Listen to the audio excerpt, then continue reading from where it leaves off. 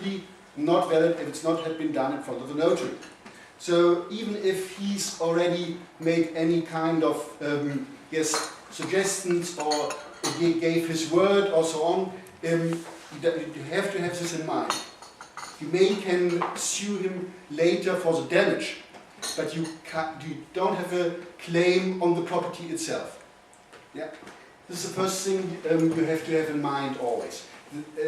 In this case, it is also important to know that the buyer has the right to choose the notary.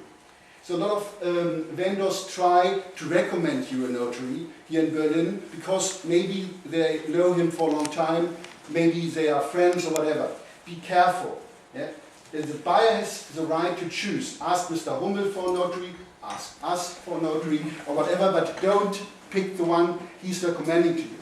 Because a lot of times he's related to him somehow. And the notary has to be independent. It's very important. This rule, that's also the reason why they want to have done in front of a notary.